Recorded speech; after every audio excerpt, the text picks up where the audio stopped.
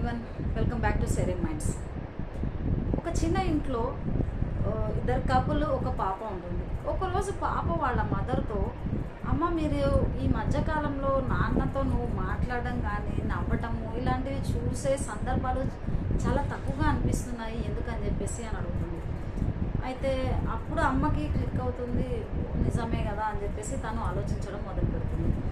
ఇది వరకట్లాగా కలిసి మాట్లాడుకోవడము, నవ్వడము, ఫీలింగ్స్ని షేర్ చేసుకోవడము, ఎమోషనల్గా ఉండడము అనేది నిజంగానే చాలా తక్కువగా జరుగుతుంది కదా అని చెప్పేసి ఆలోచిస్తాను. అయితే ఇది ఈ ఇంట్లో ఉన్న సమస్యనే కాదు, ఈ రోజుల్లో ప్రతి ఒక్కరి ఇండ్లలో కూడా అది స్క్రీన్ టైం వల్లే అవ్వనివ్వండి, ఇంకేదైనా కారణం వల్ల అవ్వనివ్వండి, చాలామంది ఎమోషనల్గా కనెక్ట్ అవ్వడం అనేసి మానేశారు. దీన్నే మనము ఎమోషనల్ డివోర్స్ అని కూడా అంటాం. ఒకే ఇంట్లో ఉంటూ మదర్ అండ్ ఫాదర్ రోల్, లేదంటే వైఫ్ అండ్ హస్బెండ్ రోల్స్ని, అంటే వాళ్ళ పనులను చేస్తూ వాళ్ళ డ్యూటీ లాగా జీవనాన్ని కొనసాగిస్తున్నారే తప్ప ఎమోషనల్గా కనెక్షన్స్ అనేవి లేకుండా అయిపోయాయి.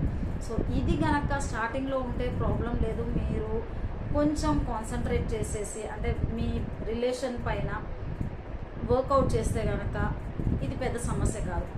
కానీ ఇలాగే దీన్ని వదిలేస్తే ఇది పెద్దగా సమస్యగా మారే అవకాశం ఉంది. ఇప్పుడు మీ ఇంట్లో ఇలాంటి సమస్యలు ఏమైనా ఉంటే అది మీరు మీ ప్రయత్నం వల్ల కరెక్ట్గా అయ్యేలాగా ఉంటే పర్వాలేదు. ఇంకేదైనా ఎక్కువగా సమస్యలు ఉంటే వెంటనే మీరు షేరింగ్ మైండ్స్ని సంప్రదించండి. మీ రిలేషన్షిప్ని దృఢంగా ఉండడానికి ఒక ప్రయత్నాన్ని తప్పకుండా మొదలుపెట్టండి. థ్యాంక్ యూ వెరీ మచ్ అండి.